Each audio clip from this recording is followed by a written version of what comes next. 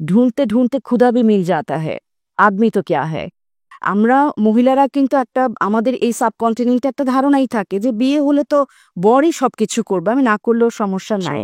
তাহলে সেখানে কিন্তু হাত পা গুটিয়ে বসে থাকাই যায়, খুব বেশি প্রয়োজন অতটা হয়তো সবার ক্ষেত্রে পড়ে না, যেমন আমার ক্ষেত্রে না করলেও চলতো।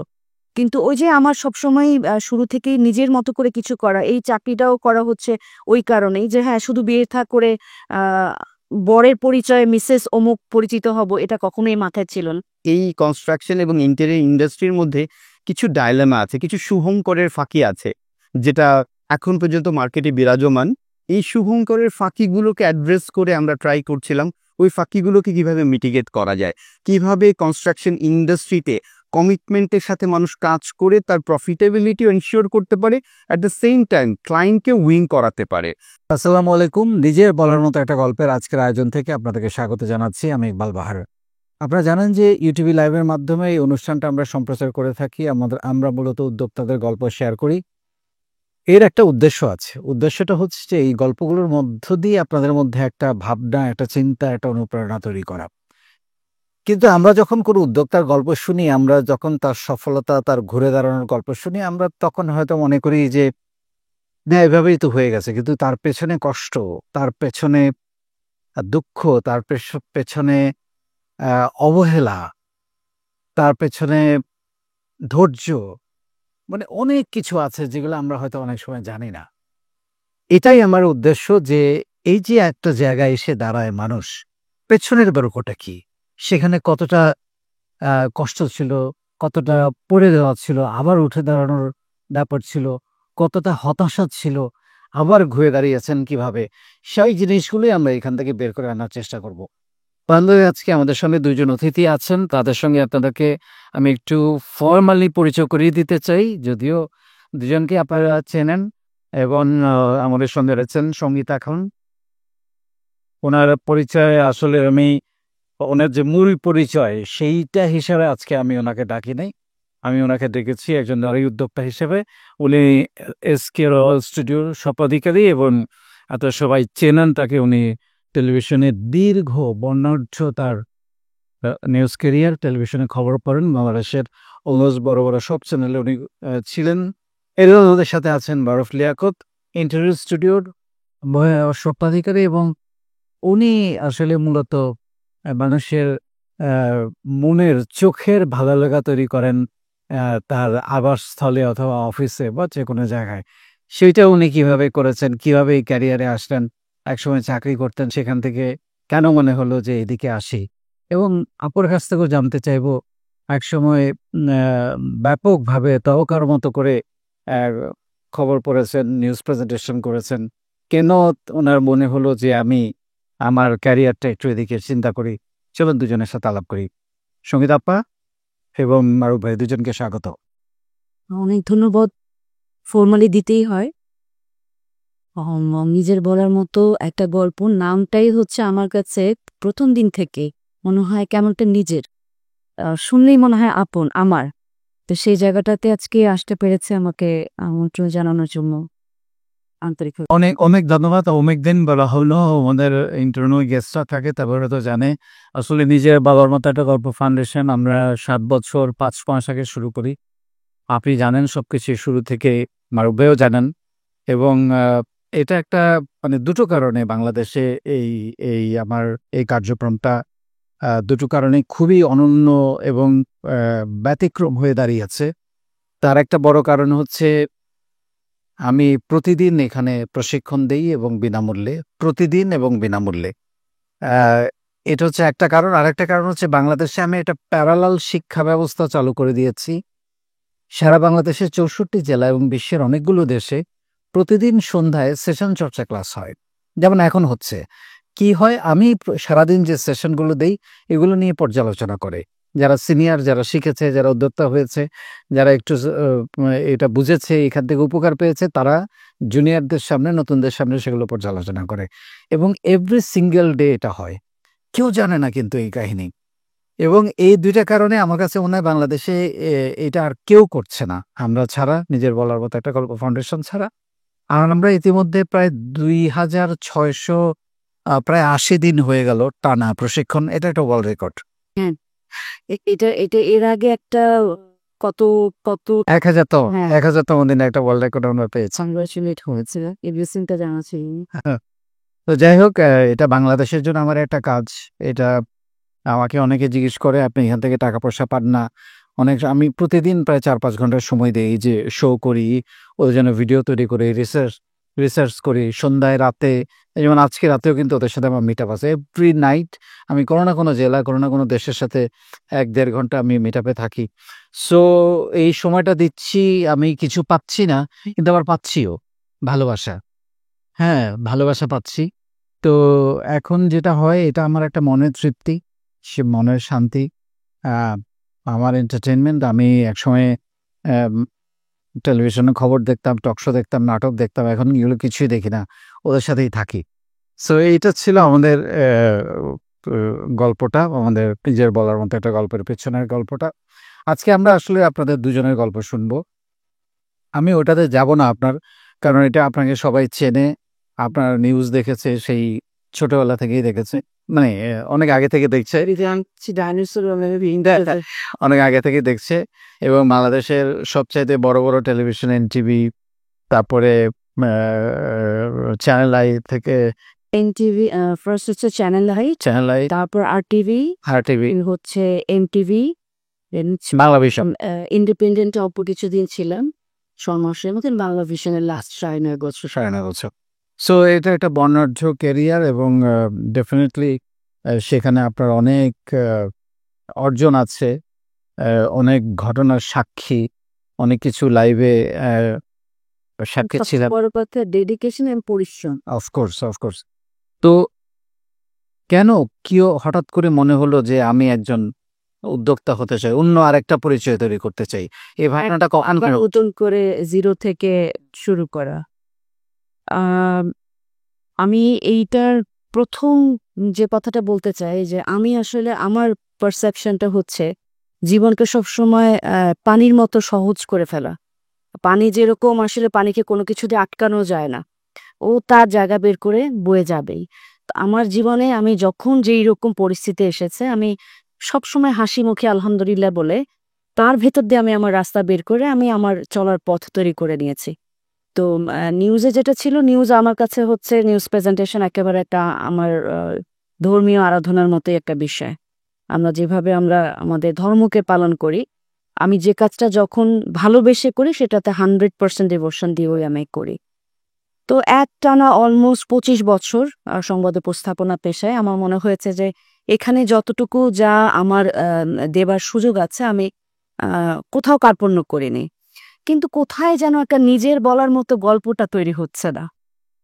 আমি আমার যে ব্যবসায়িক উদ্যোগ এসকে রয়্যাল স্টুডিও, সেটা প্রথম দিনের লাইভে কিন্তু আমি এই কথাটা দিয়ে শুরু করেছিলাম যে আমি এবার আমার নিজের বলার মতো একটা গল্প তৈরি করতে চাই, যেখানে আমার পেছনে কোনো চ্যানেলের ব্র্যান্ডিং থাকবে না, যেখানে আমার নামই আমার ব্র্যান্ডিং হবে, আমার ট্যাগলাইনে আমার নাম যাবে, আমার প্রতিষ্ঠানের নাম যাবে, যেখান থেকে আমি বলতে পারবো যে হ্যাঁ, আমার সন্তান যেমন আমার, সো এই প্রতিষ্ঠানটাও একেবারেই আমার।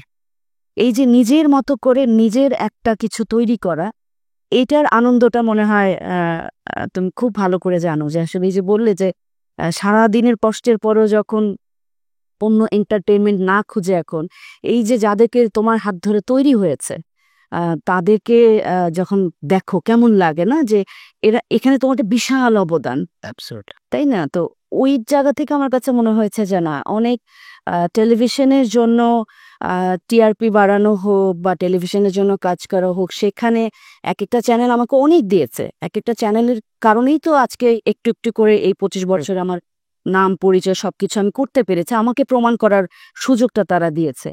কিন্তু সেখানে আমার নিজের গল্পটা হচ্ছিল না। তো সেইখান থেকে মনে হলো যে এই যে এখন যে যুগটা এসেছে, আগে কি ছিল? আগে তো ডিজিটাল প্ল্যাটফর্ম ছিল না। এবং আমি সবসময় একটা কথা মনে করি যে মানুষকে আসলে সময়ের সাথে চলতে হয়। রাইট। স্মৃতি আঁকড়ে ধরে আসলে কিছুক্ষণ মনের ব্যথাকেও এনজয় করা যায়, কিন্তু সময়ের সাথে যদি বর্তমানে যদি আমি বাঁচতে না পারি, বাঁচতে না জানি, তাহলে ভবিষ্যতে গিয়ে এই বর্তমানটাকে নিয়েও কিন্তু আমার হায় আফসোস করতে হবে। আমি সেটা একদমই পছন্দ করি না। এবং একই সাথে যেহেতু আমার বাচ্চারা ওই সময়টাতে, যে সময় আমি সংবাদ উপস্থাপনা থেকে চলে এসেছি, ওই সময়টা আমার 3টা বাচ্চা, আমার 2 মেয়ে যমজ, তারপর এক ছেলে, অলমোস্ট 3জন ট্রিপলেটের মতো, একেবারে পিঠাপিঠি। এবং ওরা ডে 1 থেকে একই ক্লাসে পড়ে। তো ওরা তখন একদম সদ্য তাদের কৈশোর, এবং তাদেরকে তখন আমার দিতে হবে হচ্ছে কোচিংয়ে দিতে হবে, স্কুলের বাইরেও একটা লম্বা সময় তাদের সঙ্গে থাকতে হবে। দেন আমি মনে করলাম যে না, আসলে একে তো নিজের আমার ওই ক্ষুধাটা ছিল যে আমার পার্সোনাল, এবং আমি এই ফাঁকে একটু বলে যাই কারণ ভুলে যাব, বেশ অনেক বছর আগে আমার নিজস্ব নিউজের একটা ওয়ার্কশপ ইনস্টিটিউট ছিল। সেটা যেমন একটা আমার মনে হয়েছে যে আমি উজাড় করে আমি কিছু দিতে পেরেছি। শেখানোর যে আনন্দটা, কারো মধ্যে নিজেকে দেখতে পাওয়া, তো সেইটা পরবর্তীতে ব্যস্ততার কারণে আমার আর কন্টিনিউ করা হয়নি, যেহেতু আমার বাচ্চারা ছোট ছিল, যমজ বাচ্চা। তো তারপরে যখন এবেলায় এসে আমি চিন্তা করলাম 2টা জিনিস, এক হচ্ছে নিজের বলার মতো গল্পটা তৈরি করতে হবে, 2 নাম্বার হচ্ছে আমার ফার্স্ট প্রায়োরিটি হচ্ছে আমার ক্যারিয়ার। এতদিন আমি বাচ্চাদেরকে ম্যানেজ করতে পেরেছি, এখন ওদের ক্যারিয়ার গড়ার সময়। এই টিন এইজটাতে আমি যদি ওদেরকে যা সারাদিনের জন্য ছেড়ে দেই, এখনকার যুগে আসলে সব বাচ্চাই ভালো, আবার তাদেরকে প্রভোগ করার অনেক ইলিশনস আছে। তো সেই জায়গা থেকে আমার কাছে মনে হয়েছে যে এই যে ডিজিটাল যুগটা এখন এসেছে, এখানে এখন এত পজিটিভিটি, নেগেটিভিটির পাশাপাশি আমি খুঁজি পজিটিভিটি কি কি, পজিটিভ ওয়েগুলো কি কি। তখন আমার কাছে মনে হলো যে হ্যাঁ, এই যুগে এসে আমি এই 25 বছরের ক্যারিয়ারের পরে শুধু বাচ্চাদেরকে এখন আমার তাদের ক্যারিয়ার বিল্ড করার জন্য, আবার আমি আমার আইডেন্টিটি ভুলে যেতে পারবো না। আমি তো এত বছরে অভ্যস্ত, সো সেই ক্রাইসিসে পড়লে তো আমি ওদেরকেও আমি খুব ভালো। আপনার এই কথা থেকে আমি মেয়েদের জন্য একটা বার্তাও পেলাম, সেটা হচ্ছে যে আমরা অনেক সময় মানে মায়েরা তো আজকে মা দিবস, মানে আমি সকল মাদেরকে একটু শ্রদ্ধা জানাতে চাই আজকে মা দিবস উপলক্ষে। পৃথিবীর সকল মাদের প্রতি সালাম এই অনুষ্ঠান থেকে। তো মানে অনেক মায়েরা যেটা হয় যে বাচ্চাদের জন্য ক্যারিয়ার স্যাক্রিফাইস করে অনেক, ইভেন আমি ডক্টর ইঞ্জিনিয়ার থেকে শুরু করে অনেকে দেখেছি, আপনিও সেই লাইনে বলছিলেন, কিন্তু সেটা করার পরেও চাইলে যে কিছু একটা করা যায় ঘরে বসে, সেই জায়গাটা বোধহয় আগে ছিল না। এটা আমি বললাম যে এই যে সময়ের সাথে চলতে পারা, বা একটু বুদ্ধি খরচ করে সময়টাকেই কিভাবে, বৈরিতার মধ্যেও কিন্তু চাইলে একটু পজিটিভিটি খুঁজে বের করা যায়, আমার পজিটিভ ওয়েটা খুঁজে বের করা দরকার। তখন আমার কাছে মনে হয়েছে এই যে ঘরে বসে ডিজিটাল প্ল্যাটফর্ম বলি বা অনলাইন প্ল্যাটফর্মে হালাল উপায়ে যা কিছু করা যায় তাই আমার কাছে সুন্দর, তাই শুদ্ধ। এবং সেটা আমি মনে করি নারী পুরুষ সবাইকেই এই সময়ে যা যা পজিটিভ দিকগুলো আছে, যেটাকে আমরা আমাদের বাস্তব জীবনে বা ব্যক্তিগত জীবনে নিজেকে ফ্লারিশ করার জন্য, আরো উন্নত করার জন্য কাজে লাগাতে পারি, সেই সুযোগগুলি নেওয়া উচিত। তখন আমার কাছে মনে হলো যে হ্যাঁ, আমি আমার বাচ্চাদের ক্যারিয়ার, বাচ্চাদের পড়াশোনা, তাদের সেফটি সিকিউরিটি সব এনশিওর করেও আমি একজন উদ্যোক্তা হিসেবে যদি কাজ করি, তাহলে আমি দুটোই পাশাপাশি করতে পারি। অ্যাবসলিউটলি। আপনার কাছে আমি শুনবো যে আপনি কি কি প্রোডাক্ট নিয়ে কাজ করছেন এবং আপনার থেকে কেন কিনবে, সেই কারণগুলো আমরা একটু শুনবো। তার আগে মারুফ ভাই আপনার কাছে একটু যেতে চাই। মারুফ ভাই, আপনার গল্পটা একটু শুনতে চাই। আমি জানি আপনি একসময় জব করতেন। কখন মাথার মধ্যে এই বাড়িটা পড়লো যে না, this is not my cup of tea, আমার বোধহয় আরো অনেক কিছু করার আছে, আমার ভেতরে লুকিয়ে আছে, যেটা বের হচ্ছে না, চাকরিতে সবকিছু বের হচ্ছে না, কখন এটা মনে হলো? শুরুতে ইউটিউব লাইভকে ধন্যবাদ, স্পেশালি আপনাকে অসংখ্য ধন্যবাদ যে আপনার এই বিশাল প্ল্যাটফর্মে আমাকে সুযোগ করে দেওয়ার, কথা বলতে। আমার অনেকদিনই ইচ্ছা ছিল আপনার এই প্ল্যাটফর্মে যদি আমি কথা বলতে পারি, সেই ক্ষেত্রে হয়তো আমি আমার এই ছোট্ট জার্নিটা অনেকের মাঝে তুলে ধরতে পারবো। এবং আমার এই জার্নিটার মধ্যে আপনি যেমন বললেন, আমার ক্যারিয়ার শুরু হয়েছে ব্যাক ইন 2010 ফেব্রুয়ারির 2 তারিখে আমার প্রথম জবের জয়েনিং ছিল। সেটা ছিল বাংলাদেশের স্বনামধন্য একটা রিয়েল এস্টেট কোম্পানি। তার হাত ধরে আমার ক্যারিয়ার শুরু হয় এবং পরবর্তীতে আমি আরও 2টো কোম্পানিতে কাজ করার সুযোগ হয়েছে। প্রথম 5 বছর আমার ক্যারিয়ার ছিল, আমি 3টা কোম্পানিতে 5 বছর জবের মাধ্যমে আমার ক্যারিয়ার শুরু করেছি। এবং মনে হলো যে ওকে, জব তো করছি, সো এখন নিজের একটা কিছু তৈরি করা দরকার, যেই জিনিসটার মাধ্যমে, যেই প্রতিষ্ঠানের মাধ্যমে আমি মানুষের লাইফে ভ্যালু অ্যাড করতে পারবো। এবং ভ্যালু অ্যাডিশন থেকে আমি খুঁজে বের করলাম মার্কেটে গ্যাপ কোথায় আছে এবং আমি একটু স্টাডি করে খুঁজে বের করলাম আমার ক্যারিয়ার যেহেতু রিয়েল স্টেটে ছিল, রিয়েল স্টেট ইন্ডাস্ট্রির আশেপাশে কি করতে পারি।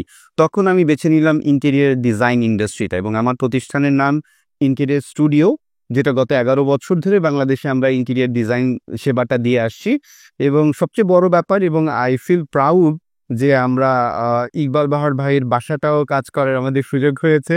সো আমি খুবই প্রাউড ফিল করি যে আমি যে আমার ক্লায়েন্ট, আমি তার প্ল্যাটফর্মে আজকে ইন্টারভিউ করার সুযোগ পাচ্ছি। সো আই ফিল অনার্ড আমাকে আসলে সুযোগ করে দেওয়ার জন্য। এবং গত 11 বছরে আমরা 500+ মানুষের বাসা তৈরি করার সুযোগ পেয়েছি। এইটা আল্লাহর রহমতে আমাদের একটা বিশাল প্রাপ্তি বলতে পারি। এবং আমরা যে ইন্টেরিয়র ডিজাইনটা করি, আমি 3টা পয়েন্টকে মাথায় রেখে ডিজাইন করি। একটা হচ্ছে আমার ডিজাইনের মাধ্যমে যাতে একটা বাসার ফ্যামিলি বন্ডিংটা ক্রিয়েট হয়, নাম্বার 1। নাম্বার 2, প্রত্যেকটা মানুষের প্রোডাক্টিভিটি যাতে আমরা ইনহ্যান্স করতে পারি। নাম্বার 3, বাসাটার অ্যাস্থেটিক বিউটিটাকে আমরা যাতে ইনহ্যান্স করতে পারি। সো আমরা যখন একটা বাসাকে ডিজাইন তৈরি করি, তাহলে ফ্যামিলি বন্ডিং, প্রোডাক্টিভিটি এবং অ্যাস্থেটিক বিউটি, এই কম্বিনেশনগুলো মাথায় রেখে আমার দক্ষ ইঞ্জিনিয়ার সাহেব এবং আর্কিটেক্টরা ডিজাইনগুলো তৈরি করে। এবং আলহামদুলিল্লাহ এই মুহূর্তে বাংলাদেশের অন্যতম প্রধান ইন্টেরিয়ার ফার্ম হিসেবে আমাদের কোম্পানিকে রিকগনাইজ করা হয়, এবং বিভিন্ন পত্রপত্রিকাতে আমাদেরকে বেস্ট কোম্পানি হিসেবে বিভিন্ন সময় অ্যাওয়ার্ড আমাদেরকে দিয়েছে, আমরা পেয়েছি। আপনি হয়তো অনেকগুলোর ব্যাপারে জানেন। আর আমরা যেটা হয়েছে, যখন থেকে ব্যবসাটা শুরু করি, তখন থেকে এই কনস্ট্রাকশন এবং ইন্টেরিয়র ইন্ডাস্ট্রির মধ্যে কিছু ডাইলেমা আছে, কিছু শুভঙ্করের ফাঁকি আছে, যেটা এখন পর্যন্ত মার্কেটে বিরাজমান। এই শুভঙ্করের ফাঁকিগুলোকে অ্যাড্রেস করে আমরা ট্রাই করছিলাম ওই ফাঁকিগুলোকে কিভাবে মিটিগেট করা যায়, কিভাবে কনস্ট্রাকশন ইন্ডাস্ট্রিতে কমিটমেন্টের সাথে মানুষ কাজ করে তার প্রফিটেবিলিটি এনশিওর করতে পারে, অ্যাট দ্য সেম টাইম ক্লায়েন্টকে উইন করাতে পারে। আমার বিজনেস ফিলসফির আরেকটা পার্ট হচ্ছে every deal should be win win, যাতে করে আমার প্রতিষ্ঠানও উইন করে, অ্যাট দ্য সেম টাইম আমার যে ক্লায়েন্ট আছে সেও যাতে উইন করে। যদি প্রত্যেকটা ক্লায়েন্ট উইন করে, তাহলেই কেবলমাত্র সম্ভব প্রত্যেকটা ক্লায়েন্ট বারবার আমার কাছ থেকে সে তার সার্ভিসটা নিবে, বারবার সে তার ফ্রেন্ডস অ্যান্ড ফ্যামিলিকে সার্ভিসটা দিবে। আমার মনে আছে এখন থেকে প্রায় 4 বছর আগে প্রথমবার আপনার বেডরুমটা করার সুযোগ আমাদের হয়েছিল, বেডরুম এবং ফ্যামিলি স্পেস। এবং এই বছর এসে আবার আপনার বারান্দার কিছু কাজ করার সুযোগ হয়েছে। যদি প্রথমবার আমি আপনাকে প্রপার সাপোর্ট না দিতে পারতাম, ডেফিনেটলি আপনি দ্বিতীয়বার আমাকে চাইতেন না আপনার ঘরটা করে দেওয়ার জন্য। ঠিক একইভাবে আমাদের এমনও ক্লায়েন্ট আছে যাদের 22টা প্রজেক্ট আমরা করেছি। তার মানে একটা প্রজেক্ট শেষ হলে আরেকটা প্রজেক্ট, একটা প্রজেক্ট শেষ হলে আরেকটা প্রজেক্ট। এই জিনিসগুলো সম্ভব হয় তখনই যখন আমরা প্রত্যেকটা ডিলকে উইন উইন করতে পারি এবং ক্লায়েন্টের লাইফে ভ্যালু অ্যাড করতে পারি। এবং আলহামদুলিল্লাহ আপনাদের সবার দোয়া ইন্টেরিয়র স্টুডিও 11 বছরে পার করেছে, এবং আমরা মানুষের লাইফে প্রোডাক্টিভিটি এনহ্যান্সমেন্টের জন্য কাজ করি এবং ফ্যামিলি বন্ডিংটা ক্রিয়েট করতে হেল্প করি। অসাধারণ। দুটো প্রশ্ন মাথায় আসলো আপনার কথা শুনতে শুনতে। একটা হচ্ছে ইন্টেরিয়র ডিজাইনের এই ব্যবসা করার জন্য কি নিজে ইন্টেরিয়র হওয়া জরুরি? এটা হচ্ছে কি, মানে অনেকেই বলে লেটস সে আমি যদি একটা হসপিটাল দিতে চাই, আমার তো আসলে ডাক্তার হওয়াটা জরুরি না। আমার বোঝা প্রয়োজন এটা আমার একটা ব্যবসা প্রতিষ্ঠান, এই ব্যবসা প্রতিষ্ঠানের মাধ্যমে কিভাবে মানুষকে আমি সঠিক সেবাটা দিতে পারবো।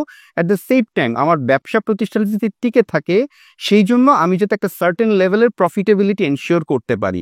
যেমনিভাবে বাংলাদেশের স্বনামধন্য প্রথম সারি 2-3টা হসপিটালের নাম যদি বলি, কোনোটার মালিকই ডাক্তার না, বাট তারা খুব ভালোভাবে সাপোর্ট দিচ্ছে এবং ব্যবসা প্রতিষ্ঠান তৈরি করছে। অ্যাট দ্য সেম টাইম সকল ইন্ডাস্ট্রির কথা যদি আমি বলি, বাংলাদেশের স্বনামধন্য কোনো রিয়েল এস্টেট কোম্পানির মালিকই ইঞ্জিনিয়ার বা আর্কিটেক্ট না, বাট তারা রিয়েল এস্টেট করে খুব ভালো করছে। বাংলাদেশের ম্যাক্সিমাম গার্মেন্টস ইন্ডাস্ট্রির মালিকরা কিন্তু ফ্যাশন ডিজাইনার বা টেক্সটাইল ইঞ্জিনিয়ার না, বাট তারা সাকসেসফুলি বাংলাদেশের গার্মেন্টস ইন্ডাস্ট্রিটাকে বিশ্ব মঞ্চে পৌঁছে দিয়েছে, তারা তারা ইঞ্জিনিয়ার না হয়েও। অ্যাট দ্য সেম টাইম আমাদের ইন্টেরিয়র ইন্ডাস্ট্রির যারা ভালো প্রতিষ্ঠান আছে, হাতে গোনা 10-12টা ভালো প্রতিষ্ঠান বলতে পারবো যারা টপ টিয়ারে কাজ করছে, তাদের কোনো মালিকেই আর্কিটেক্ট বা সিভিল ইঞ্জিনিয়ার না। এখানে আমাদের একটা জিনিস বুঝতে হবে যে এটা একটা ব্যবসা প্রতিষ্ঠান। ব্যবসা প্রতিষ্ঠান রান করার জন্য এমন একজন পার্সোনালিটি দরকার যে ব্যবসাটা বোঝে, যে সার্ভিসটাকে ক্লায়েন্টের দোরগোড়াও পৌঁছে দিতে পারে এবং বোথ এন্ডের প্রফিটেবিলিটি এনশিওর করতে পারে। ম্যানেজমেন্ট এবং লিডারশিপ Exact. দুইটা জায়গাতে আপনি গুরুত্ব দিচ্ছেন। এবং কোম্পানিতে অবশ্যই টেকনিক্যাল পার্সোনাল থাকতে হবে। যেমন এই মুহূর্তে আমাদের ইন্টেরিয়র স্টুডিওতে 26 জন ইঞ্জিনিয়ার এবং আর্কিটেক্ট কাজ করে। সো টেকনিক্যাল পার্টগুলো তারা দেখবে। অ্যাজ এ ওনার আমার পার্ট হচ্ছে এর বিজনেসটা এর গ্রোথ এনশিওর করা এবং মানুষের লাইফে কিভাবে আমি ভ্যালু অ্যাড করতে পারি ওটাকে মেক শিওর করা। আপনি বলছিলেন আপনার বিজনেসের বয়স 11 বছর। জি। এটা কি এত সহজ ছিল এই জায়গায় আসা? এখন যে বলছেন আমার 500 ক্লায়েন্ট, জি। এইটা কি এত সহজ ছিল? না, শুরুতে তো এটা কখনোই কোনো ব্যবসা প্রতিষ্ঠানের মানে যাত্রাটা বেড অফ রোজ হয় না। এবং 11 বছর আগে বাংলাদেশে ইন্টেরিয়র ইন্ডাস্ট্রি এই সার্ভিসটা এত বেশি জনপ্রিয় ছিল না। এখন যেমন ইন্টেরিয়র ইন্ডাস্ট্রি বললে সবাই বুঝতে পারে, তাদেরকে বোঝাতে হয় না। বাট যখন প্রথম আমরা 2014 সালে ব্যবসাটা শুরু করলাম, তখন আমার মাথায় ছিল যে এই প্রতিষ্ঠানটা 2020-এ গিয়ে কোথায় যাবে। বিকজ আমি দেখেছিলাম যে আগামী 5 বছর পর রিয়েল এস্টেট ইন্ডাস্ট্রি যে শিফটিংটা হচ্ছে, তখন গিয়ে মানুষের এই ইন্টেরিয়র সেবাটা খুব বেশি নেসেসিটি হয়ে যাবে। ওইটাকে মাথায় রেখে আমি 5-6 বছর একটা ভিশন সেট করি এবং এই 5-6 বছরে গ্র্যাজুয়ালি কীভাবে মার্কেটটাকে তৈরি করব এবং মানুষের মধ্যে ইন্টেরিয়র ডিজাইনের যে নলেজটা এটাকে কিভাবে স্প্রেড করা যায়। এবং from the very beginning day আমি বিভিন্ন পত্রিকাতে ইন্টেরিয়র ডিজাইন নিয়ে আর্টিকেল লেখা শুরু করি, বিভিন্ন টিভি চ্যানেলে ইন্টারভিউ দেওয়া শুরু করি, বিভিন্ন সেমিনার সিম্পোজিয়ামে ইন্টেরিয়র ডিজাইন কথাটা বলে মানুষকে বোঝাতে শুরু করি, অ্যাওয়ারনেস ক্রিয়েট করতে শুরু করি। এবং জার্নিটা তো কখনোই একদম স্মুথ ছিল না। প্রথম যখন আমি ব্যবসা শুরু করি, আমার ব্যবসা শুরু করার পরে আপনারা হয়তো রিলেট করতে পারবেন, 2014 সালে পলিটিক্যাল ক্রাইসিসের কারণে একটানা 3 মাস হরতাল অবরোধ ছিল। এবং আনফর্চুনেটলি যেটা হয়েছে, আমার ওই 3 মাসের নতুন কোনো প্রজেক্ট ডিল হয়নি এবং আমি নতুন অফিস নিয়েছি, আমার নতুন ইঞ্জিনিয়ার নিয়েছি, আর্কিটেক্ট নিয়েছি, অফিস ম্যানেজমেন্টের লোক নিয়েছি এবং একটানা 3 মাস আমি কোনো ক্লায়েন্ট পাইনি। এবং আমি আমার বিজনেসটা আমার এক পার্টনার নিয়ে শুরু করেছিলাম এবং প্রথম 2 মাসে আমার পার্টনার হাল ছেড়ে দিয়েছে এবং সে ফরমালি বলেছে যে না, আমি আর কন্টিনিউ করতে পারছি না, মনে হয় না ভালো যাবে, আরও বছর খানেক লেগে যাবে। কিন্তু কি এটা হয়তো আমার দুর্ভাগ্য অথবা আমার সেই ফ্রেন্ডের দুর্ভাগ্য, সেই ফ্রেন্ডের সাথে এখনও আমার খুব ভালো সম্পর্ক আছে। এবং সে 2য় মাসে বিজনেসটা ছেড়ে দিয়ে চলে যায় এবং 3য় মাসে যখন আবার দেশের অবস্থা স্বাভাবিক হয় এবং 3য় মাসে অ্যাট এ টাইম 5টা প্রজেক্ট আমরা সাইন করি এবং 5টা প্রজেক্ট সাইন করা মানে পরবর্তী 1 বছরের জন্য আমাদের পুরো অফিস মেনটেন্যান্স থেকে শুরু করে আমাদের সকল স্যালারি ট্যালারি সবকিছু এনশিওর হয়। সো ব্যবসাটা হচ্ছে এমন একটা জায়গা, হাল ছেড়ে দেওয়ার জায়গা না, যেটা বরাবরই আপনি গত 7 বছর ধরে নিজের বলার মতো গল্পের মাধ্যমে মানুষকে পৌঁছে দিতে চাচ্ছেন যে লেগে থাকতে হবে, এগিয়ে যেতে হবে। সো ওই লেগে থাকা এবং এগিয়ে যাওয়া এই দুটোর কম্বিনেশন মাস্ট। কেউ যদি তার ক্যারিয়ারটাকে সে ব্যবসায় রূপান্তর করতে হয়, তাকে অবশ্যই লেগে থাকতে হবে এবং এগিয়ে যেতে হবে। এই দুটো মানসিকতা রাখলে আমার মনে হয় সহজ হবে ব্যবসা। অবশ্যই আমি আবার আসবো আপনার কাছে। আমি প্রশ্নটা করে রেখে যেতে চাই, আপনি চিন্তা করেন। মানুষের মধ্যে একটা ধারণা আছে যে না, এটা খুব এক্সপেন্সিভ এবং মানে হ্যাঁ, ডেফিনেটলি একটু সৃজনশীল কাজগুলো একটু এক্সপেন্সিভই হয়। তবুও কোথায় যেন একটা ফাঁকি আছে। এই ফাঁকিগুলো একটু আমরা আজকে ট্রিগার আউট করে মানুষকে বুঝা দিতে চাই যে এই জায়গাগুলো তুমি একটু, যখন কোনো কাজ কেউ কারো কাছে আলোচনা করবা, আপনি একজন ওনার হিসেবে বলবেন না, কাস্টমারের পয়েন্ট অফ ভিউ থেকে, যেহেতু আপনি বলেছেন উইন উইন। এক্স্যাক্টলি। কাস্টমার কোন কোন জিনিসগুলো তাকে যাচাই করবে, যে চিন্তা করবে যে কোন কোন জায়গাগুলোতে ফাঁকি থাকতে পারে, সেটা আমরা শুনবো। তার আগে আপার কাছে একটু আসতে চাই। আপা, এরকম কি মনে হচ্ছিল যে শুরু তো করলাম স্বপ্ন নিয়ে, একটা নিজের গল্প তৈরি করব, আলাদা একটা আইডেন্টিটি তৈরি করব, শুরু করার কিছুদিন পরে কি মনে হয়েছে দূর এটা আমার হবে না, বাদ দেই? না, এক্ষেত্রে আমার একটা জিনিস হচ্ছে কি, আমি যে কোনো কাজ আসলে করার আগে বহুবার আমি সেটা নিয়ে ভাবি, 1000বার চিন্তা করি এবং এটার ডুজ অ্যান্ড ডোন্টস এবং এটার খারাপ দিক কোনগুলো সেটা আগে চিন্তা করি মানে রিসার্চটা আপনি প্রপারলি করেন? প্রচুর। এবং আমি যে বিজনেসটা করবো এটা কিন্তু হুট করে আমার মাথা থেকে আসেনি। তার আগে আমি চাকরি ছাড়ার 5 বছর আগে থাকতে থেকে আমি এটা নিয়ে রিসার্চ শুরু করি যে অনলাইন বিজনেস যতটা দেখা যায়, যত গর্জিয়াস, যত একদম একটা ঝলমলে বিষয়, হ্যাঁ, অনেক মনে হয় স্বপ্নের মতো, সবাই পারছে, আমি পারবো না কেন? আসলে এটার ওই যে যেটা বলে যে পেছনের ফাঁকগুলো কোথায়, গোমরগুলো কিছু আছে কিনা। তো এগুলো অনেক চিন্তা ভাবনা করে তারপরে আমি এই বিজনেসটা শুরু করেছি। এবং সেখানে নামার পরে আসলে ওই যে যেটা যে আমার গুরু বিজনেসের তো আমি সবসময়ই হচ্ছে তোমার প্রত্যেকটা তোমার যে এপিসোডগুলো যায়, যে আমি প্রতিটা থেকে আমি মনে হয় নতুন করে শিখি এবং আমি সবার যত উদ্যোক্তা আছে তাদের কথাগুলো, ইন্টারভিউগুলো খুব শুনি। এবং এটা আমার একটা বড় একটা আমি বলবো যে ইমিউন বুস্টার টাইপের কাজ করে, যে না আসলে হাল ছেড়ে দেয়া যাবে না। কখনো হয় যে হ্যাঁ মন খারাপ লাগে যে আসলে এত প্রেশার আসলে কি নেওয়ার প্রয়োজন ছিল, না নিলে কি হতো। এবং স্পেশালি আমরা মহিলারা কিন্তু একটা আমাদের এই সাবকন্টিনেন্টে একটা ধারণাই থাকে যে বিয়ে হলে তো বরই সবকিছু করবে, আমি না করলেও সমস্যা নাই। তাহলে সেখানে কিন্তু হাত পা গুটিয়ে বসে থাকাই যায়, খুব বেশি প্রয়োজন অতটা হয়তো সবার ক্ষেত্রে পড়ে না, যেমন আমার ক্ষেত্রে না করলেও চলতো। কিন্তু ওই যে আমার সবসময় শুরু থেকেই নিজের মতো করে কিছু করা, এই চাকরিটাও করা হচ্ছে ওই কারণেই যে হ্যাঁ শুধু বিয়ে থা করে বরের পরিচয়ে মিসেস অমুক পরিচিত হব, এটা কখনোই মাথায় ছিল না।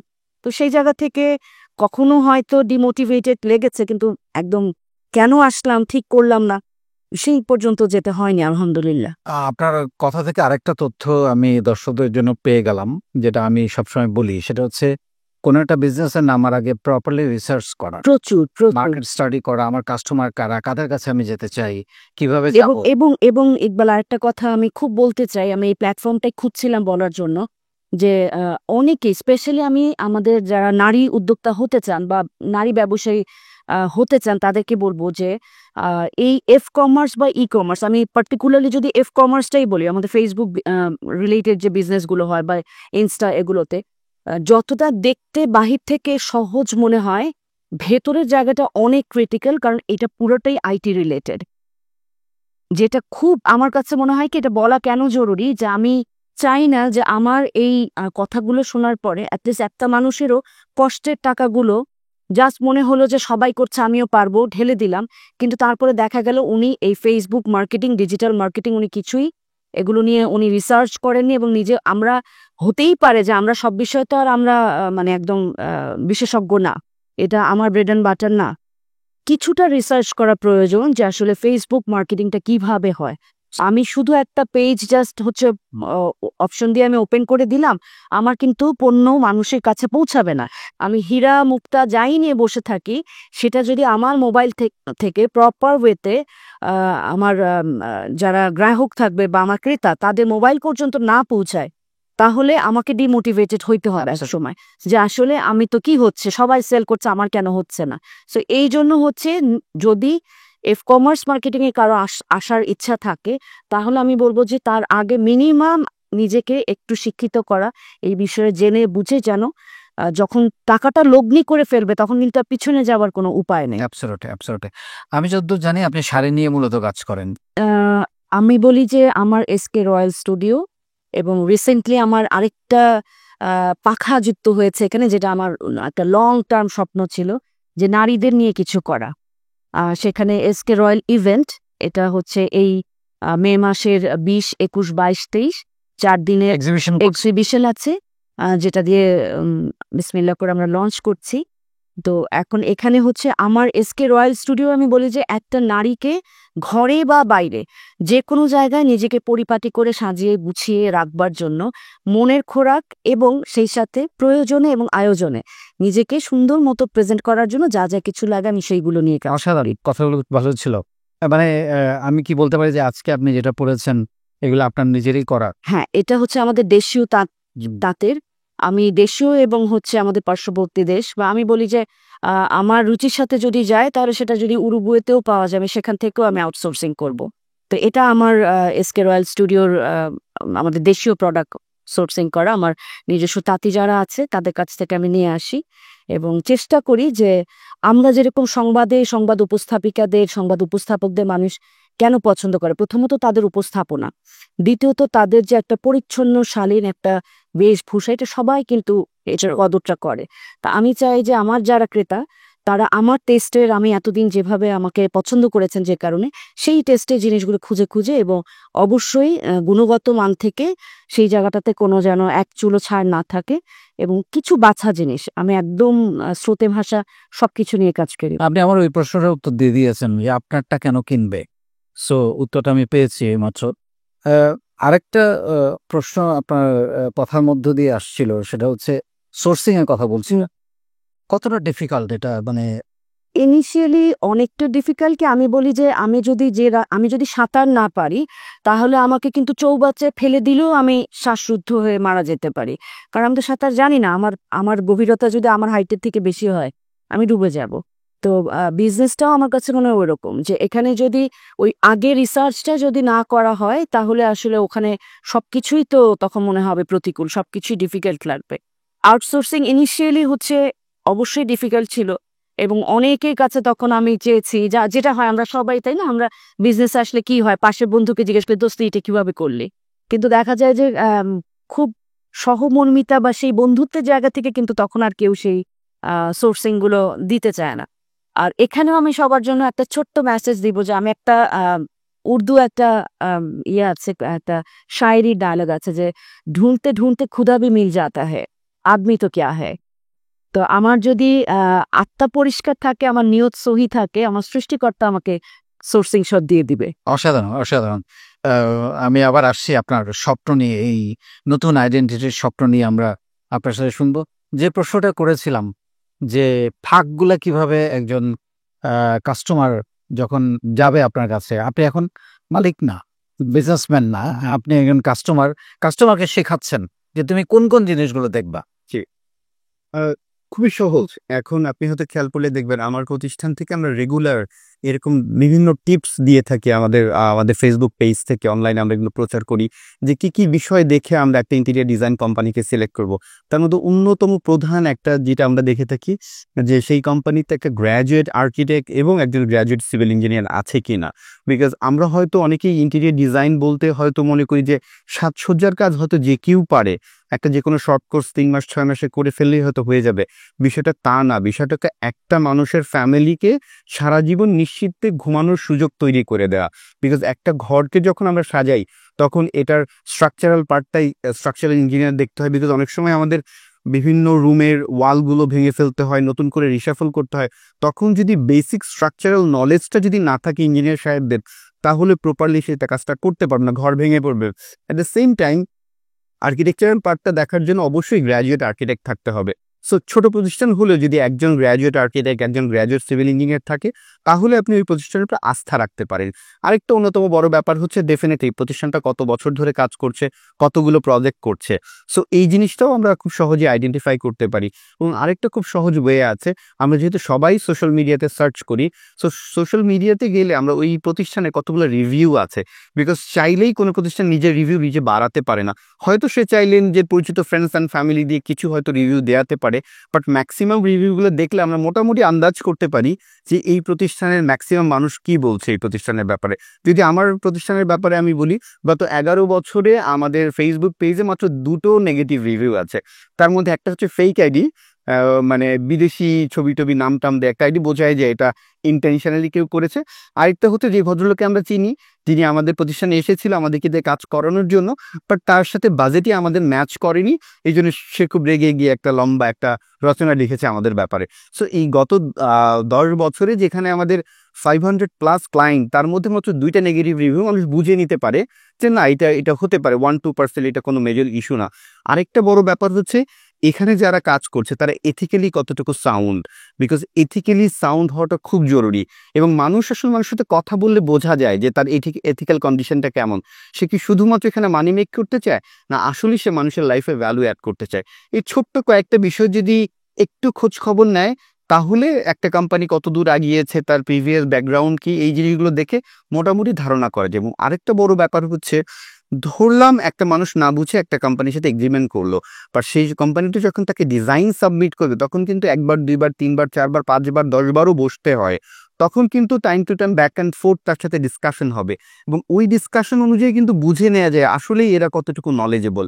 সো এই প্রসেসগুলো ব্যাপারটা এমন হয় না যে আমি একটা দোকানে গেলাম, একটা জিনিস দেখলাম, ভালো কথা বললো, আমি তাকে টাকা দিয়ে চলে আসলাম, এমন কিন্তু হয় না আমাদের ইন্ডাস্ট্রিতে। মিনিমাম 5বার 10বার মিটিং করতে হয়, ডিজাইন করতে হয়, ডিজাইন চেঞ্জ হয়। যেমনিভাবে আপনার বাসা ডিজাইন করার সময় আমরা ডিজাইন লেআউট করেছি, আপনাকে দেখিয়েছি, 3D করেছি, আবার দেখিয়েছি, চেঞ্জেস এসেছে, আবার করেছি। সো এতবার মিটিং করার পর যে কোনো মানুষের বোঝা উচিত এই প্রতিষ্ঠানটা ভালো অথবা খারাপ।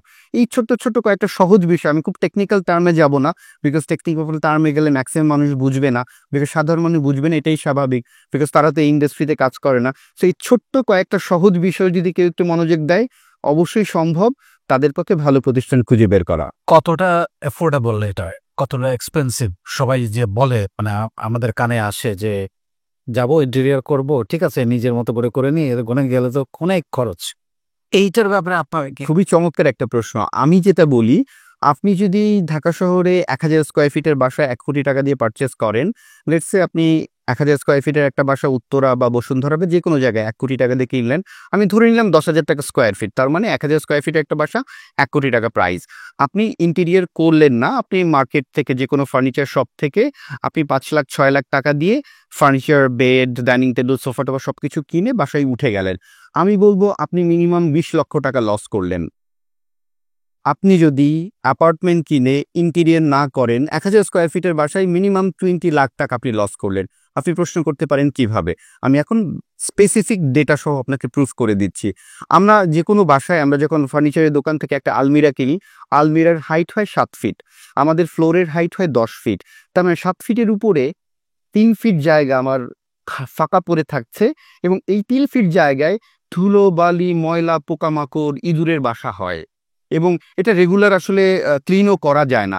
তার মানে আমি স্পেস ঠিকই পারচেস করছি, 3 ফিট জায়গা অপচয় করে দিচ্ছি এই সোনার হরিণ ঢাকা শহরে এইরকম জায়গায় এত এক্সপেন্সিভ একটা অ্যাপার্টমেন্ট কিনে। লেটস সে আমার একটা ওয়াল আছে এইদিকে 6 ফিট, আমি একটা আলমিরা কিনে আনছি 4.5 ফিট, আমার ওখানে 1.5 ফিট জায়গা নষ্ট হচ্ছে। ওখানে আমরা কি করছি? হয়তো ঝাড়ুটা এনে রাখছি, হয়তো একটা বালতি এনে রাখছি, তার মানে এই জায়গাটা আবার ম্যাসি হচ্ছে। ঠিক এইভাবে পুরো একটা 1000 স্কোয়ার ফিট অ্যাপার্টমেন্ট যদি চিন্তা করি, মিনিমাম 300 স্কোয়ার ফিট জায়গা ওয়েস্টেজ হচ্ছে। তার মানে আমি টাকা দিয়ে পারচেস করছি, বাট স্পেসটা আনইউটিলাইজ রেখে দিচ্ছি। তার মানে কি 300 স্কোয়ার ফিট জায়গার দাম কত? 30 লক্ষ টাকা। আমি 1 কোটি টাকাতে ইনভেস্ট করছি, আমি 30 লক্ষ টাকার জায়গা আনইউটিলাইজ রেখে দিচ্ছি।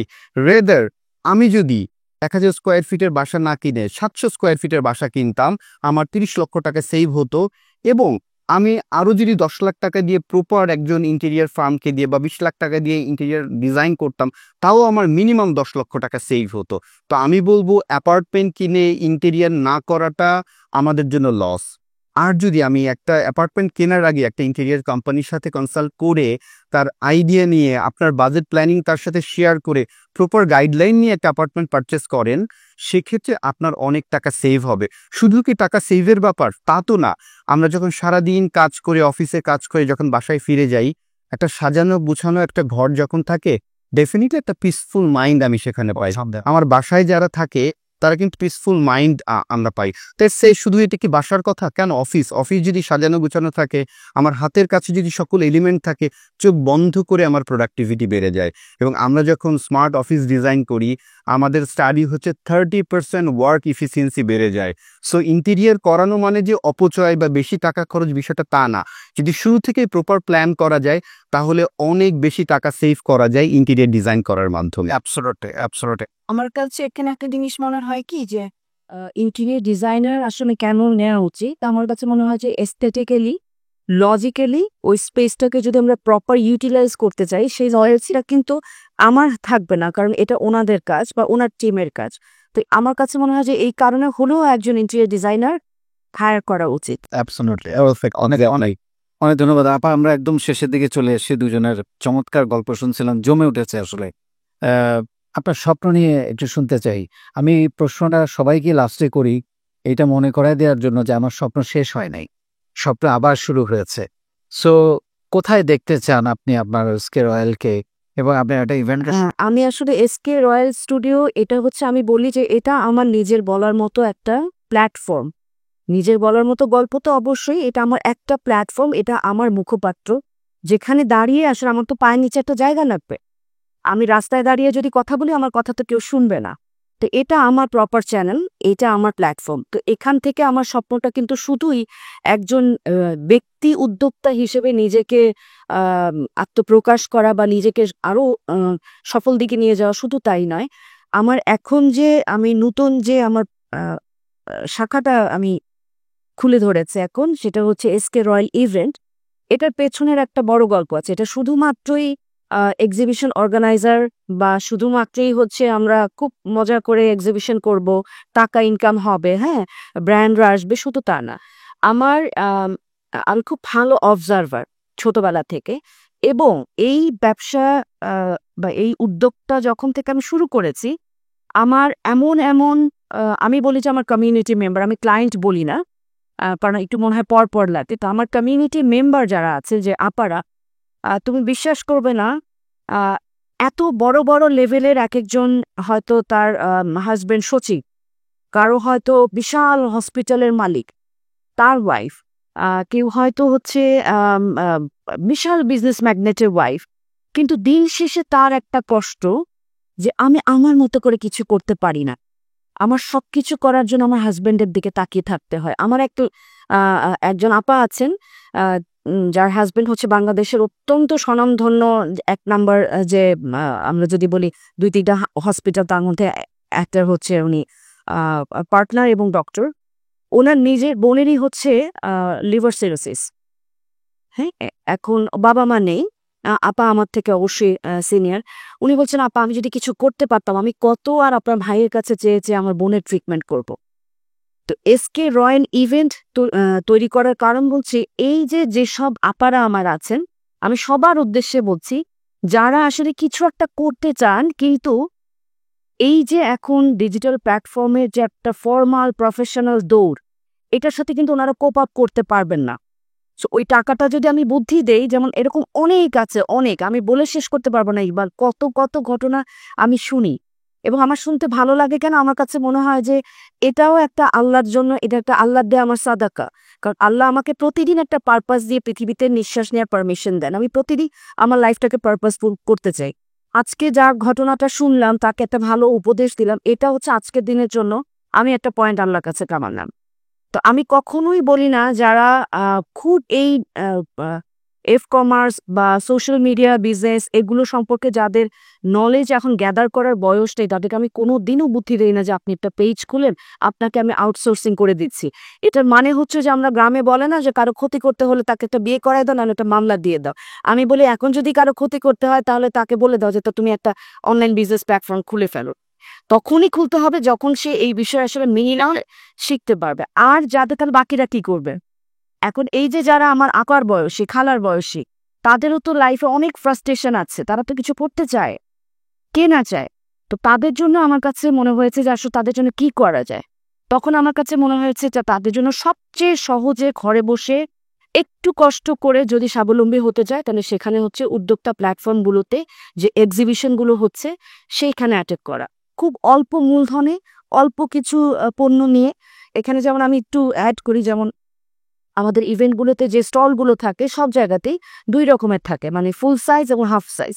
আজকেও গতকালকে আমি আমার একজন পরিচিতকে বলছিলাম যে আপনি যদি করতে চান, আপনি প্রথমেই পুরো স্টল নেওয়ার দরকার নাই, আপনি হাফ নেন, দেখেন আপনার কেমন হয়। এতে কি হয়, এখানে জাস্ট প্রোডাক্ট হচ্ছে, সে পণ্য আউটসোর্সিং করলো, বা ওনার নিজের বানানো যদি হয়, সেটা ফুড হতে পারে, সেটা কাঁথা স্টিচের কোনো একটা ড্রেস হতে পারে, যে কোনো কিছু, যে পেইন্টিং করে, পেইন্টিং এর একটা কোনো ওয়াল ম্যাট হতে পারে। তো এগুলো নিয়ে ডিরেক্টলি হচ্ছে ইভেন্টে তারা যদি অংশগ্রহণ করেন, এখানে কোনো ওই ডিজিটাল মারপ্যাচ নাই, ফাঁক ফোকর নাই। উনি আসবেন, সেল করবেন, যতটুকু সেল হবে সেই অনুযায়ী প্রফিট হলো, পরের বার উনি সেটা দিয়ে আবার নতুন করে বিজনেসটাকে করলো। তো আমার স্বপ্নটা হচ্ছে একদিন আমার এই প্ল্যাটফর্মের হাত ধরে আমি যেদিন মারা যাব, সেদিন যেন আমি দেখতে পাই, এবং আমি যেন খুব গর্ব নিয়ে, আমি আল্লাহর সাথে প্রতিদিন খুব কথা বলি, তো তো আমি যেন তাকে খুব গর্ব নিয়ে যাওয়ার আগে বলতে পারি যে আমি আপনার উসিলার হাত হতে পেরেছি।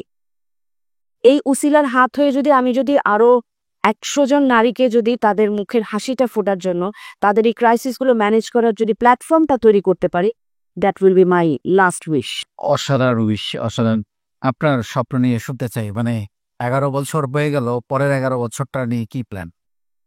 খুব চমৎকার একটা প্রশ্ন, এবং এইটা খুবই গুরুত্বপূর্ণ একটা প্রশ্ন আমি এবং আমার প্রতিষ্ঠানের জন্য। আলহামদুলিল্লাহ, আমরা এখন বাংলাদেশের 64টা ডিস্ট্রিক্টে আমরা বাংলাদেশের এই সেবাটা পৌঁছে দিতে পারছি, এবং এখন আমরা স্বপ্ন দেখছি যে পৃথিবীর অন্য দেশে কিভাবে আমাদের সার্ভিসটা পৌঁছে দেওয়া যায়। এবং সবকিছু ঠিকঠাক থাকলে আপনাদের সবার দোয়ায় এই বছরের মধ্যে 2025 সালের মধ্যে আমরা কাতার, সৌদি আরবিয়া এবং দুবাইতে অফিসিয়ালি ইন্টেরিয়র স্টুডিও যাত্রা শুরু করছে। অলরেডি কাতারে আমাদের ইন্টেরিয়র স্টুডিওর ডকুমেন্টেশন পার্টটা প্রপার হয়ে গেছে। হয়তো ভেরি সুন আমরা একটা অফিস নিয়ে কাতারে আমাদের অপারেশন স্টার্ট করতে পারবো। এবং আপনি জানেন ভাইয়া, গত ডিসেম্বরে আমি সৌদি আরবিতে উমরা করতে গিয়েছিলাম। ইভেন আমি পবিত্র কাবা শরীফে গিয়ে যখন দেখলাম যে ওইখানেও সিলিংয়ে অনেক কাজ হচ্ছে, অনেক চমৎকার কারুকার্য হলো। এবং তখন আমি আল্লাহর কাছে একটা জিনিস চেয়েছি, হে আল্লাহ, আমি যদি তোমার এই ঘরটা কোনোদিন কাজ করার সুযোগ পাই, এবং বিশ্বাস করবেন কিনা, আমরা যখন উমরাটা শেষ করলাম, তারপরে সৌদি আরবের অনেকেই আমাকে নক করলে যে কারণ বিকজ আমি সোশ্যাল মিডিয়ার ছবি দিয়েছি আমি এখন কাবা শরীফে, যে আপনার সাথে বসতে চাই, কথা বলতে চাই। এবং একাধিক মিটিং আমি করলাম, এবং সৌদি আরবে আমরা এই বছর আমাদের প্রতিষ্ঠানের অফিসিয়াল যাত্রা শুরু করতে পারবো। সো সবকিছু ঠিকঠাক থাকলে এই বছর আমরা 3টা দেশে আমাদের অপারেশন শুরু করছি, এবং স্টেপ বাই স্টেপ পৃথিবীর অন্য দেশেও আমরা আমাদের এই সেবাটা পৌঁছে দিতে চাই। গত 11 বছর আমাদের এটা হয়েছে, আমরা অস্ট্রেলিয়াতে, কানাডাতে, বিভিন্ন জায়গায় আমরা এখান থেকে ডিজাইন তৈরি করে দিয়েছি, ওখানকার আর্কিটেক্ট তারা তাদের মতো ইমপ্লিমেন্টেশন করেছে। বাট এখন চাই ডিজাইন আমরা করব, প্লাস এইসব দেশগুলোতে আমরা আমাদের ইমপ্লিমেন্টেশনটা করব। বিকজ এই ইন্ডাস্ট্রিটা এমন একটা ইন্ডাস্ট্রি যে এখানে হোয়াইট কলার এবং ব্লু কলার দুই এন্ডেরই অনেক জব আছে। আমাদের এখানে যেমনিভাবে আর্কিটেক্ট, সিভিল ইঞ্জিনিয়ার, টপ প্রফেশনালরা কাজ করে, অ্যাট দ্য সেম টাইম এখানে আমাদের পেইন্টার, কার্পেন্টার, ইলেকট্রিশিয়ান, এই লেবার সেগমেন্টে প্রচুর কাজ করে। সো যেই এমন একটা ইন্ডাস্ট্রি যেখানে হচ্ছে টপ প্রফেশনাল এবং ব্লু কলারে যারা কাজ করছে, দুটো ইন্ডাস্ট্রিতেই সাপোর্ট দেওয়ার সুযোগ আছে। এবং আমি আমাদের প্রবাসী ভাইদের যেটা দেখলাম, সৌদি আরব, দুবাই বা কাতার, এইসব দেশে যারা আছেন, এখানে আমি একটু স্টাডি করার চেষ্টা করলাম, দেখলাম যারা এখানে গত 40-50 বছর ধরে এইসব দেশে আছে, তারা বড়জোর ওখানে একজন কন্ট্রাক্টর হতে পেরেছে। যারা 10-12-15 বছর ধরে আছে, তারা ম্যাক্সিমাম ওখানে লেবার সেগমেন্ট দিয়ে কাজ করছে। বাট কেউ লেবার এবং কন্ট্রাক্টরের বাইরে গিয়ে এখানে একটা প্রতিষ্ঠান করবে, একটা আর্কিটেকচার ফার্ম করবে, একটা ইন্টেরিয়ার ফার্ম করবে, এটা চিন্তা করছে না। সো এখানে একটা ভালো গ্যাপ আছে। বাট যেই মার্কেটটা আমাদের পার্শ্ববর্তী দেশ ইন্ডিয়া দখল করে আছে প্রত্যেকটা দেশে, সো ওই জায়গাতে আমরা এন্ট্রি করতে চাই। এবং আমার বিশ্বাস, এবং সবচেয়ে মজার ব্যাপার, ওখানে কাজগুলো কিন্তু বাঙালিরাই করছে। আমার দেশের শ্রমিক ভাইরাই কিন্তু সেখানে সেই ইন্টেরিয়ারের কাজগুলো করছে। বাট যেহেতু ওখানে ইঞ্জিনিয়ার নাই, আর্কিটেক্ট নাই, সেই ক্ষেত্রে তারা কাজগুলো ডিরেক্টলি নিতে পারছে না, প্রতিষ্ঠান হয়ে নিতে পারছে না। সো আমরা যদি প্রতিষ্ঠানগুলো দিতে পারি, সেক্ষেত্রে যেটা হবে, আমরা অনেক বেশি বৈদেশিক মুদ্রা আর্ন করতে পারবো, এবং বাংলাদেশের জিডিপিতে ইন্টেরিয়র স্টুডিও একটা বড় অবদান রাখবে। এটা আমার স্বপ্ন। Thank you. অসংখ্য ধন্যবাদ দুইজনকে। দারুণ গল্প জমে গেছে। আসলে অনেকক্ষণ ধরে আমরা ভেতর থেকে বের করার চেষ্টা করছিলাম যে কি কি আপনাদের মনের মধ্যে আছে। আমার মনে হয় যে অনেকেই সেখান থেকে শুনতে পেরেছে, জানতে পেরেছে। অনেক ধন্যবাদ আপনাদের দুজনকে। এবং আমি এই প্ল্যাটফর্মে বসে যদি তোমাকেই ধন্যবাদটা না দেই, তাহলে আসলে আমার মনে হবে যে আমি আসলে একটা বড় রকমের মিস করে গেলাম, যেটা আমি প্রতিনিয়ত ঘরে বসে দেই। তোমার সাথে দেখা হলেও বলি যে আসলে আমরা নিজের অর্থনৈতিক উন্নতির জন্য অনেকেই অনেক কিছু করি, কিন্তু তোমার এই নিজের বলার মতো গল্প, এই ফাউন্ডেশন থেকে কত কত মানুষ তার জীবনকে একটা সহি দিশায় নিতে পেরেছে, কত কত মানুষ, কত কত আমি বলবো যে একেবারে যাদের হয়তো এই পথটা না পেলে তারা হয়তো হয়তো একটু ডিরেইল হয়ে যেত, কেউ হয়তো মানে জীবন নিয়ে নেগেটিভলি হয়তো একটা ডিপ্রেশনে চলে যেত। আমি দেখি, আমি গ্রুপের সবার কথাগুলো দেখি, এবং সবচেয়ে বড় কথা এই এফোর্টটা, এটা নজিরবিহীন। আমি সঙ্গীতা খান, আমি আমার একটা দীর্ঘ 25 বছরের ক্যারিয়ার থেকে বের হয়ে এসে আমি যে উদ্যোক্তা হব, সেটারও কিন্তু পেছনে একটা অনেক বড় ভূমিকা খুব একেবারে সুপ্তভাবে আছে, হচ্ছে নিজের বলার মতো একটা গল্প। কারণ এই যে উদ্যোক্তাদের গল্প এবং তোমার যে শেখানোর যে এত সুন্দরভাবে কেউ আসলে বিনামূল্যে শিখায়, এটা আসলে চিন্তা করা যায় না সত্যি। খুবই বিরল এটা। হ্যাঁ, এটা আসলে না বললে হয় কি, আমি সবসময় আরেকটা কথা বলি যে আমরা মানুষের সমালোচনাটা যত মুখ ভরে করতে পছন্দ করি, প্রশংসাটা কেন জানি সেই মানুষটা দুনিয়া থেকে চলে যাবার পরে করি। সেটা করে লাভ কি? তাহলে তো ইকবাল এখন আজকে কততম পর্ব বললে যে একবারে প্রায় 2700 কাছাকাছি। আমার ধারণা আমার এইটুকুন যে আমার ভালো লাগা, সেটা যে আমি শেয়ার করলাম, তাতে করে এটা 4000 পর্যন্ত যাওয়ার জন্য ইকবালকে একটা ভীষণ রকমের বুস্ট করবে। তো সেটা আমার মনে হয় যে জানানোটা আমার নৈতিক একটা দায়িত্ব ছিল। কারণ আমার নিজের বলার মতো গল্প তৈরির পেছনেও নিজের বলার মতো গল্প ফাউন্ডেশন ইকবালের একটা বিশাল ভূমিকা আছে। অনেক ধন্যবাদ।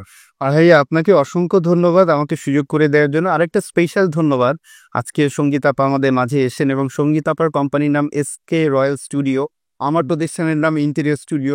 সো দুই স্টুডিওর আমরা দুজনই হচ্ছে লাকিলি আজকে হোয়াইট ড্রেস পরেছি, তো সবকিছু মিলিয়ে আপনাকে এবং আপনার উদ্যোগ নিজের বলার মতো গল্প ফাউন্ডেশনের প্রতি কৃতজ্ঞতা, ভালোবাসা এবং আপনার প্রতিষ্ঠানের মাধ্যমে লাখো মানুষ সঠিক নির্দেশনা পেয়েছে এবং শুরু থেকে আমি আপনাকে ফলো করি, আপনার কাজগুলো দেখি, বিভিন্ন সময় কথা বলার সুযোগ হয়, বুদ্ধি পরামর্শ নেই এবং অভিভাবক হয়ে আপনার এই হাতছানি, আপনার এই বুদ্ধি পরামর্শটা সারা জীবন পেতে চাই এবং সামনের দিকে এগিয়ে যেতে চাই। Thank you so much. এবং এসকে রয়্যাল স্টুডিওর স্বপ্নের তো আসলে বোনার শেষ হয় না, তাই না? তো আমার অনলাইন প্ল্যাটফর্মটাকে ভবিষ্যতে আমার ইচ্ছা আছে যে একটা স্টুডিও ফরম্যাটে নিয়ে আসা। আমি হাসছিলাম ওনার কথা শুনে, যে একটা ছোট্ট কোজি একটা মেয়েদের আড্ডার একটা জায়গা, মানে মন খারাপ হলেই যেন দৌড় দিয়ে চলে যাওয়া যায়, একটু রবীন্দ্রসঙ্গীত শুনবো, একটু কবিতার বই পড়বো, সাথে দুটা শাড়ি ভালো লাগলে নেবো, না নিলে শুধু চা সিঙ্গারা খেয়ে চলে আসবো। সেটার ইন্টেরিয়র ইনশাআল্লাহ ভাই করবেন। আজকের অনুষ্ঠানের মাধ্যমে সঙ্গীত আপাকে বলতে চাই, আমি যদি কখনো সুযোগ হয় আমি আপার স্টুডিওটা করে দিব এবং বাংলাদেশের মধ্যে যাতে টপ ক্লাস একটা স্টুডিও হয় সেটার ব্যবস্থা আমি করবো ইনশাআল্লাহ। এভাবেই হয় সবকিছু। অনেক ধন্যবাদ। ধন্যবাদ। শুনলেন আপনারা দুজনের গল্প, আমার তো ভীষণ ভালো লেগেছে। সবচেয়ে বড় কথা, সেখানে অনেকগুলো গুরুত্বপূর্ণ তথ্য ছিল, যে তথ্যগুলো আমি মনে করি একজন নারী উদ্যোক্তা হিসেবে, বা আপনি যদি পুরুষ উদ্যোক্তা হতে চান, আপনার চিন্তায়, আপনার মনোজগতে, আপনার ভাবনার মধ্যে নতুন করে কিছু কথা এসেছে, এবং সবগুলো কথা থেকে অন্তত দু একটা কথাও যদি আপনার আন্ডারলাইন করতে পারেন, আপনার মনের মধ্যে গেঁথে রাখতে পারেন। যেমন আমরা অনেক কিছু বলার চেষ্টা করেছি, লেগে থাকা,